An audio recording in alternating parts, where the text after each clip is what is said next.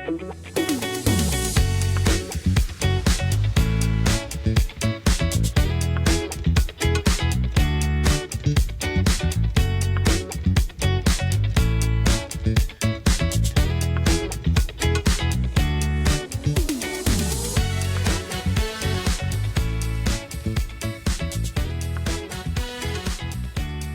the Justin Strawn Podcast. Glad to be back with you, recording on a Thursday morning. Hope you are having a good week wherever it is that you are.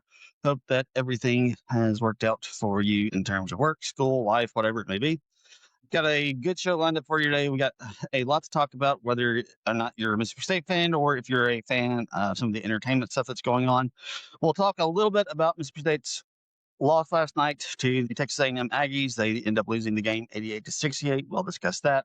We'll also get into some of the portal issues regarding Mississippi State and their attempts to land Jordan Seaton and what it might have cost them in their pursuit of Jordan Seaton. So we'll be discussing that as well. And also we'll be going into some talk about the Night of the Seven Kingdoms on HBO. It's the new Game of Thrones spinoff show. So we got a lot to talk about. Just a reminder, I will try to do better on, it's probably going to be a little while before I get these audio fixed on the podcast. My mic is not working. I don't know why. I think I've got to get some new equipment to attach it to my computer. And unfortunately, the podcast is not monetized at this point. So I'm going to have to wait and do that at another time. But the one thing is, if you're listening to this in the podcast catchers, or if you're listening on YouTube, the software that I use to actually upload podcasts, it does a pretty good job of cleaning up the audio. So it probably sounds better if you're not listening to this live, which I know most of the folks who get this show don't get the live version. So like I said, I got a lot to talk about. So we will go ahead and get into this thing. All right. First and foremost, let's talk about Mississippi State basketball, because this might be the last time that I've talked about the Mississippi State basketball team for a little while, at least for the men's team. Maybe if the women's team can continue to build upon their win against the Kentucky Wildcats, maybe I'll talk a little bit more about them in the future. But as of right now, I'm probably going to end up spending less time talking about the Mississippi State men's basketball team. Any hopes of getting the NCAA tournament are just about gone at this point. I said this team needed to have probably a 11-7, 12-6 type record in SEC play after they got off to such a rough start in conference play. If they wanted to have any in non-conference play, if they want to have any hope at getting to the NCAA tournament, and those first two games of the conference portion of the schedule look good. Mississippi State ends up beating Texas in overtime.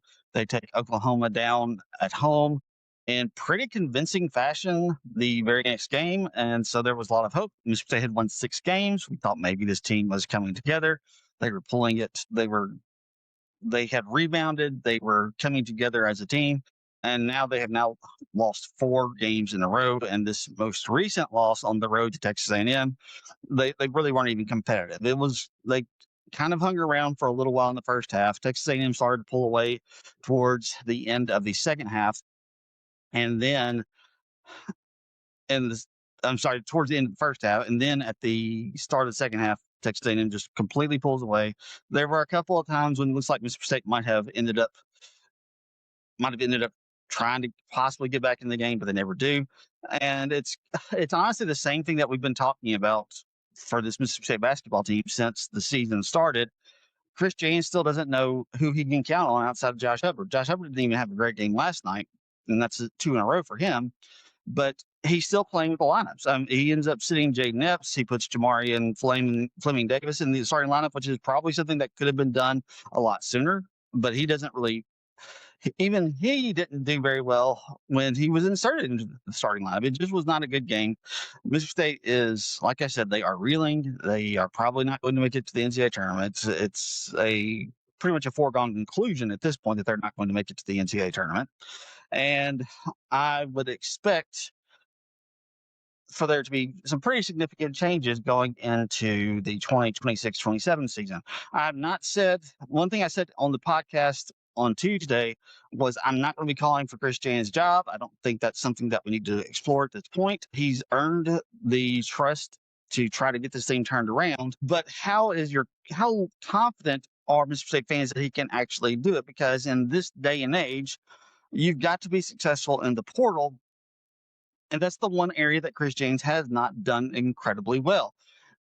He's brought in a couple of players the last couple of years to try to get this, try to get the team over the hump of basically being a middle tier NCAA tournament team. And every portal edition that he's brought in has not panned out. This year, he's had to rely almost exclusively on the portal. And most of the team is comprised of portal players outside of Josh Hubbard and Sean Jones Jr. And unfortunately, we're seeing the results of the fact that Chris James just doesn't seem to have a whole lot of success in the portal. Now, part of it could just be the fact that of the way that Chris James coaches and the way that his system works. He's a tough, defensive-minded coach. He requires a lot from his players, and it takes time for these things to come together. It takes time for these things to gel together as a team, to become more cohesive as a unit. And that's hard to do in the portal. You need guys who can come in and make immediate impact, and that's hard to do with what Chris James does and his system that he employs through the portal. Like I said, I don't think you get rid of him this year. I think you at least let him try to fix it one more year, but you can't. And then we talked about this when we talked about Jeff Levy in football. You can't allow this team to just be bad for an extended period of time. It took forever after Rick Stansbury was let go and then Rick Ray was brought in for Mississippi State to get back into basketball. Even when they hired Ben Howland, people still were not excited about the basketball team. And it didn't ever happen until Chris Jans showed up and started convincing people that this team was worth putting effort into. So, like I said, I'm very discouraged by the way the basketball team has played. I love Mississippi State basketball. It's really my favorite part of Mississippi State athletics, and it really stinks that since 2012 we haven't had a whole lot of success to be just real proud of. Being a kid from the 90s, the team that had the most success was that 1995 team and that 1996 basketball team, the team that ended up going to the Final Four. And because of that, I've just been a huge basketball fan for the most part, and it's been rough to watch these last basically 14 years, I guess, now that we're going on, that Mississippi State just has not been really successful in basketball. They had their best year was in 2019 when Mississippi State ended up being the number 5 seed in their regional and the NCAA tournament. And then they ended up getting bounced in the first round by Liberty. So it's just not been a lot of fun. I'm hoping and praying that he can get this thing fixed, but my confidence level in him to do so next year is waning. It really is. I just don't know that there are just some coaches that don't really do that well in the portal era and the NIL era of college basketball. A team that's very similar to Mississippi State, Anthony Hardaway, who is the coach at Memphis, when he's a player getter. He could go and get him players. But now that the portal era is here, the NIL era is here, he has not had as much success because of what he doesn't necessarily translate as well in the portal era. And like I said, there are just some coaches that struggle with this new type of world that we're living in college sports in general. And I'm starting to wonder if that's going to end up being the case for Chris James as well. I hope not. I like Chris James. He's a good dude. He's fun to listen to. He's got a fire and intensity to him that you really have to admire and respect. But right now, it's just not panning out for him. So we'll see if that ends up staying the case or if he can get this thing turned around. Don't know at this point. So let's talk about the portal news in football. The transfer portal has closed. Players can no longer enter the portal. They won't be able to do so again until after the 2026 football season. And for the most part, I think Mississippi State has done a pretty decent job in the portal. They have gotten some help on the offensive line, probably not as much as they want. They got some help at receiver. They got some other additional help on the defensive side of the football. So they've had some success in the portal. And right now, everyone's eyes are turned towards Colorado left tackle Jordan Seaton. He is the most coveted prize that is still available in the transfer portal, and you've got a number of teams that are trying to pursue him. You've got Mississippi State, who has miraculously been involved with this, which nobody really saw coming. And a lot of it is because of the fact that Coach Lodeholt, who is the offensive line coach, he has worked with with Jordan Seaton in the past and has a relationship with him. So that gave Mississippi State I don't say a good chance to get the most coveted offensive lineman in the transfer portal, but it gave them a better chance than you would expect for a team that's only won one SEC game in the past 2 years. The problem that you have is you also have Oregon who's in on it. You have Miami who is in on him. You have LSU who's in on him, and almost everyone expects LSU will be his final destination. And he's asking for a huge price tag. He's asking for like $4 million in NIL money, and Mississippi State has been offering as much as $3 million, as far as I've heard. So they've tried their best to make a competing offer to Jordan Seaton to try to get him in, because it is the biggest area of concern, it is the biggest area of need for Mississippi State is on the offensive line, especially at his position, which is left tackle. Now, my understanding, I'm not going to sit here and try to tell you that I'm some expert on offensive line play and how well they block, how well they don't block. I'm not going to sit here and try to tell you that. But what I am going to try to tell you is what I have been told based off of people who do know that type of stuff, is he's a very average run blocker, but he's an elite pass blocker. And that's more your concern when you're talking about your left tackle. You want your left tackle to be able to protect your quarterback's blind side. And that's what we need for Kamario Taylor next year. We need somebody who can come in and keep him from being hit without him being able to see it from behind. And that's what you want from Jordan Seaton. All of that sounds great. You want to get this guy. He's elite. He's the guy. He's a difference maker for your team. The problem is Javen James, who was a starting offensive lineman for Mississippi State, has now entered the portal as a result and is now going to Alabama. Why is this important? Because one, you're losing an offensive lineman, in which you don't have a whole lot of room to lose a whole lot of offensive linemen. And this is one of the ones that Mississippi State was actually kind of hopeful might be able to show some production and get better and improve in the next few years to come. He's headed to Alabama, and this is a part of what Jeff Levy and his staff just don't do very well. My understanding is one of two things. When Mississippi State went after Jordan Seaton, this upset Javen James, because this was basically where Javen James was supposed to play next year, was at left tackle, and it's basically a sign that they're trying to replace him. Now, my understanding is like I said, one of two things. Either the coaching staff did not talk to Javen James about what his role would be next year if they do get Jordan Seaton, because in all likelihood, they just simply would have moved him to a different position on the offensive line. Or if they did talk to him and he wasn't just real responsive to it, and he didn't respond very well to it, and they still pursued it anyway, even though it was always going to be a long shot to get Jordan Seaton. And this is why I say that Mississippi State staff and Jeff Levy and the rest of the coaching staff have not handled their pursuit of this player well at all. They've got to figure out a better way to handle these types of situations. You can't allow one of the guys that you do kind of have hope for, that he could possibly be a building block on your offensive line. Yes, the offensive line was bad last year. It was really bad last year.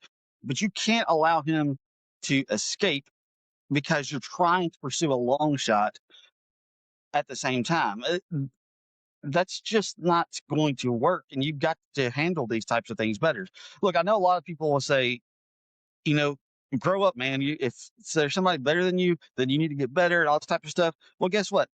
We're talking about 18, 19, 20, 21, 22-year-old players with egos that just doesn't always jive really well with. And especially in this era where people are willing to pay you for certain amounts of dollars, all that type of stuff, none of that is going to fly over really well. You've got to learn how to manage these players and their egos as well. And obviously, Javen James' ego did not handle this real well.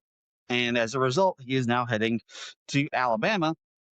And from what we're hearing is a lot of Alabama people think that he could actually be a positive piece for their offensive line. And if that ends up being the case, that becomes an even bigger indictment on Coach Lodeholt and Jeff Levy, because if he could actually be a quality piece for Alabama, which has a much larger, vast reserve of players to choose from to go and get, and Alabama can get something out of him that Mississippi State couldn't, that's a huge indictment on Mississippi State. It really is, because if you let a guy like that who ends up being a productive piece for the Crimson Tide and you let him get away, and he wasn't that good when he was with you, that's a problem. And it just continues to show that this coaching staff just hasn't had it together. Look, I have said this multiple times. I want to be wrong about Jeff Levy. I do. I really want to be wrong about him. I want him to prove me wrong and prove that he is actually capable of putting a team on the field that can compete for a college football playoff spot. That's what I want to see from Jeff Levy. I'm just not convinced that he can do that. And we're getting ready. I don't know when the expansion will take place, but it's going to expand. It will expand to either 16 or to 24, but it's going to expand at some point. And the more that it expands, the easier it is to get into. And if you can't even sniff the playoff at some point as it continues to expand, then you've got to move on. And like I said, I'm hoping and praying that I'm incorrect about this and that he's going to right this ship and that the offensive line will be better. The defense should be quite a bit better with the additions that they've made and with adding Zach Arnett to the defensive coordinator position.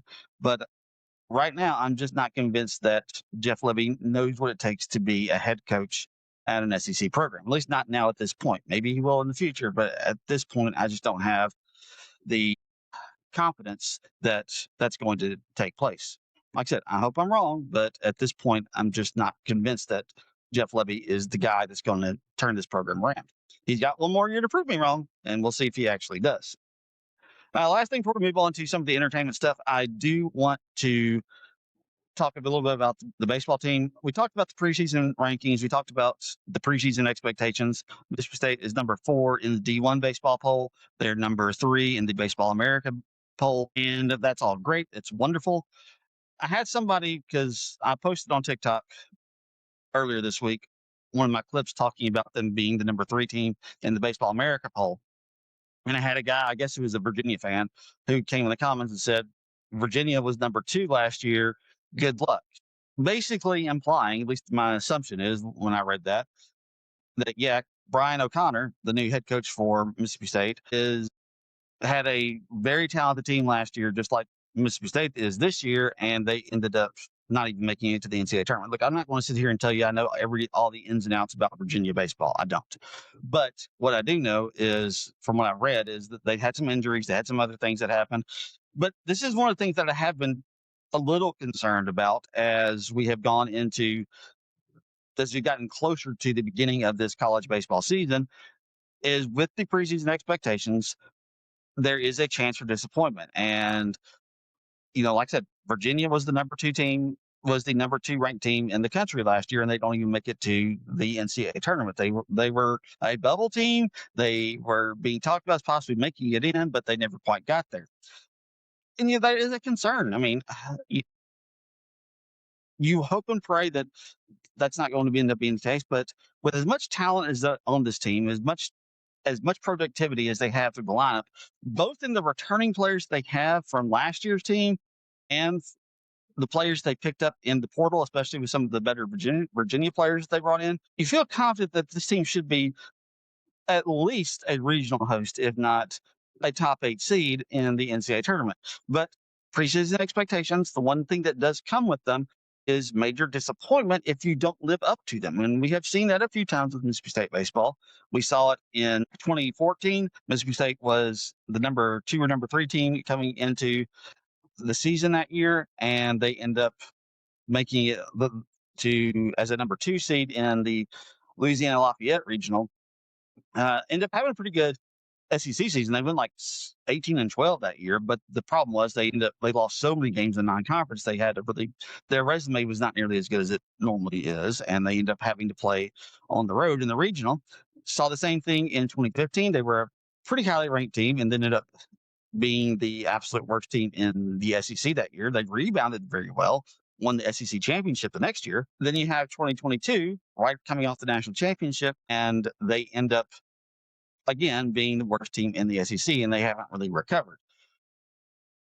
Like I said, I think this team is going to be good. I think there's more evidence that this team will live up to at least being close to the expectations. It's hard to live up to a number 3, number 4 preseason ranking. It is. It's hard to do that. But I do think that there's enough talent on this team for that to actually happen.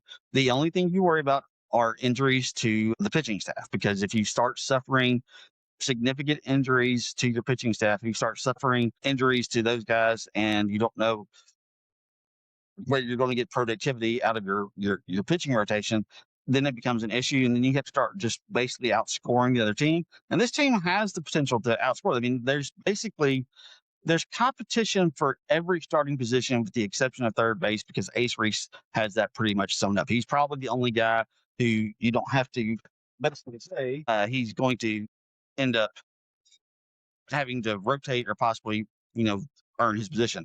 He'll be the only one guy you don't have to worry about that.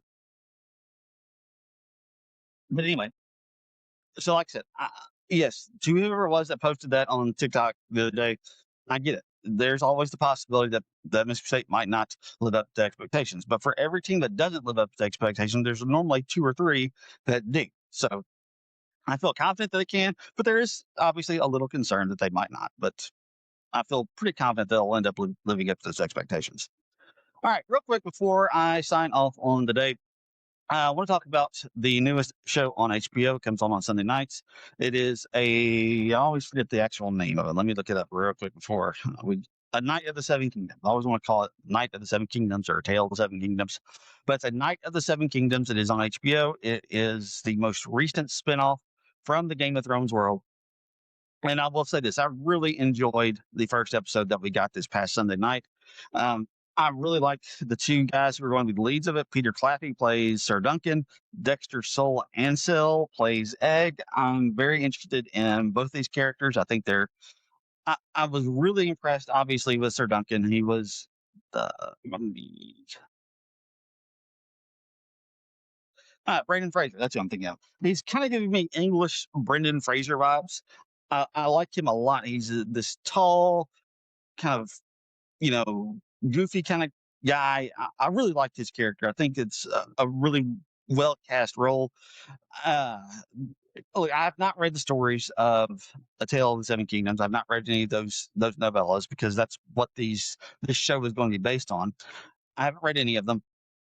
I haven't read any of the Song of Ice and Fire books. I haven't read any of those Game of Thrones books, but I saw the entire first Game of Thrones show. I've seen the first 2 seasons of House of the Dragon. I really enjoyed those. When Ryan Nelson and I started our podcast, the Main Attraction podcast, a few years ago, we had a rating system, and for a while, our highest rating was a Game of Thrones. That's how good we both enjoyed that show. Obviously, that show ended poorly. I'm not going to sit there and try to defend it, but I still love that show. I have more enjoyment out of that show than most other shows that I've watched throughout the course of my lifetime. And this show, what I like about it is it's taking the Game of Thrones lore, it's taking the Game of Thrones setting, and basically saying, we're going to give you something different. And this is, to me, what spinoff should be. House of the Dragon is just more Game of Thrones. That's basically all it is. It's the same types of stories. It's the same types of things. Everybody fighting for the Iron Throne. And that's good, and I enjoy that. But sometimes it's nice to get something a little bit different. When the show began on Sunday night, when I was watching it, and it's at the beginning, and he has been kind of talking about his relationship with the knight who he has been serving has just passed away. One of the things I was watching, you start to see him talking, and you start to hear the Game of Thrones music, dun dun dun dun dun dun dun dun, and you start to hear that, and you're like, all right, we're getting back into it. And they immediately cut to him taking a dump behind a tree. And like I said, I saw that coming. A lot of people were kind of surprised about that. I saw that coming a mile away, because it felt very much like we're going to tease that we're going to do Game of Thrones stuff, but we're not. And that's really what that scene was trying to tell us, the viewer. It's, yes, you are going to be back in the world of Game of Thrones, and you're going to be back in that world that many people love and enjoy and have gotten so used to, and the lore, and all of the families. When we get a Baratheon in this very first episode, so like I said, all of this stuff, but we're going to give you a different take on it. It's much more lighthearted. It has a much more comedic tone. I'm not going to necessarily call it a comedy, but it definitely is going to be a different take on what we have seen from this world so far. It's only 6 episodes long. Every season will be 6 episodes long, or probably every season will be. First episode like 40 minutes. My guess is all of the episodes are going to kind of clock in about that same time frame. So you're not, sitting in front of TV for an hour and 15 minutes like some Game of Thrones episodes were. So, like I said, it's a completely different spin on the Game of Thrones universe. And I think it's a much needed change. We still have House of the Dragon. The third season of that should be coming out. I don't think this year. Maybe this year. I don't remember. It's been a while. I don't remember when the last time we had House of the Dragon. Maybe 2 years ago. But it should be a little bit of time before we get the next season of House of the Dragon. So this is a nice little palate cleanser before we end up getting to that point of House of the Dragon and our love of Game of Thrones. Like I said, I really enjoyed this. I think these two actors, what were their names again?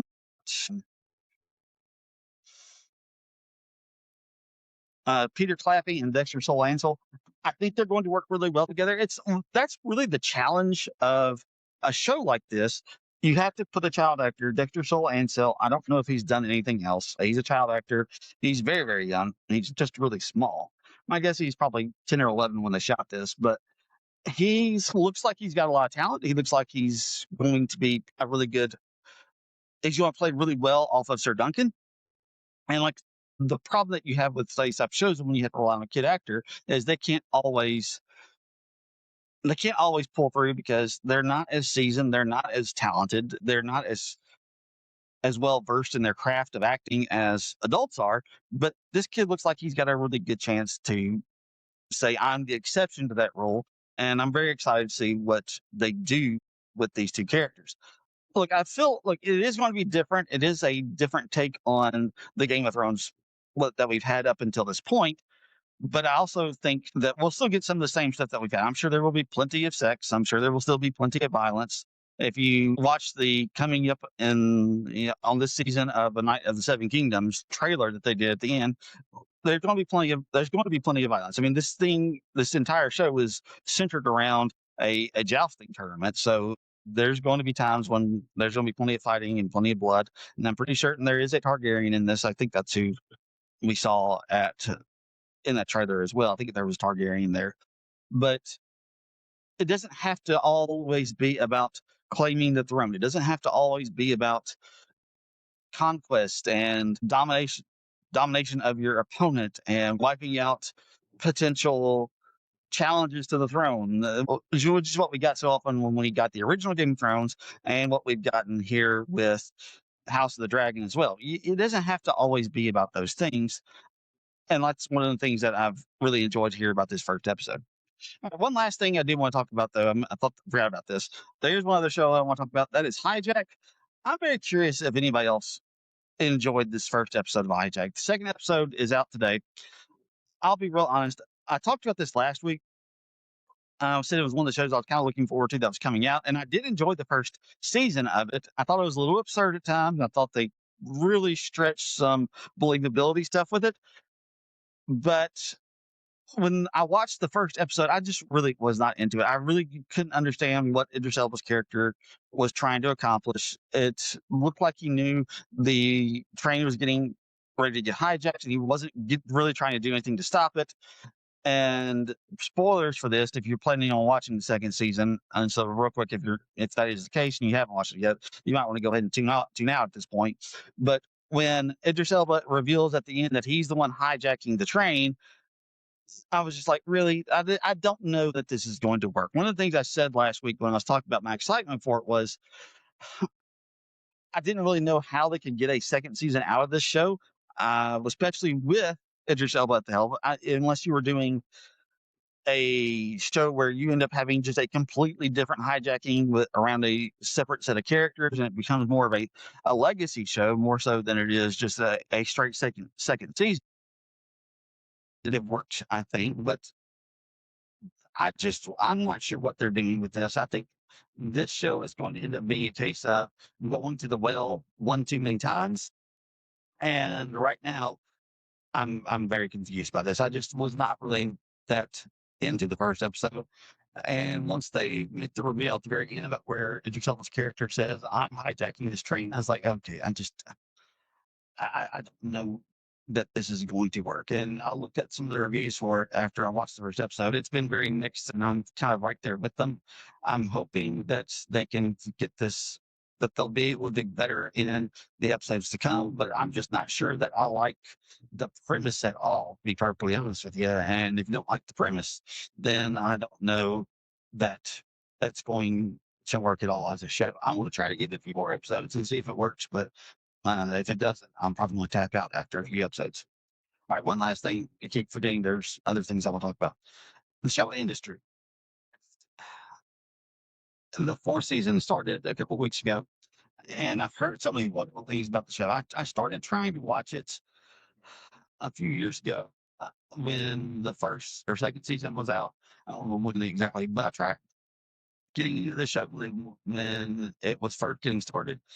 I finished the first episode, first season a little while back, maybe about a week ago, and it was a slog. I was just being real honest with you.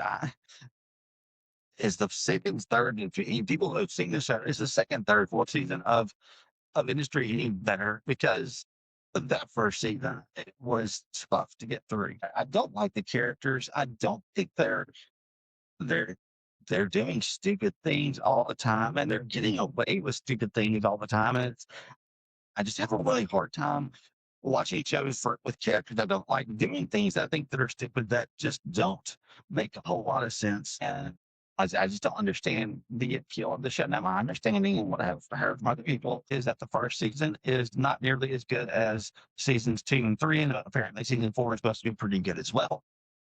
But like I said, I would like to, if it is that much better, I'm tempted to continue on with it, but man, it was tough to watch that first season of Industry. Like I said, I'm sitting there watching, and I wasn't very entertained. I didn't really see much to like from the characters we were getting. And I was just like, why is this show just so incredibly popular? Because it is. It's very popular with the folks with the people who watch it. But I just was really struggling to get behind it. So like I said, maybe I should give it season 2 and season 3, give it a shot. But as of right now, I'm just like, I just don't know that I can do this because I'm not enjoying it so far. Like I said, if you have seen it and you think it is significantly better, I would love to hear from you. So reach out to me. I know I'd love to hear your thoughts on the seasons that followed were. So, all right, guys, I appreciate all of you stopping by and pray that if you haven't followed and liked on all the social media channels that you will do so. But until next time, we'll see you then.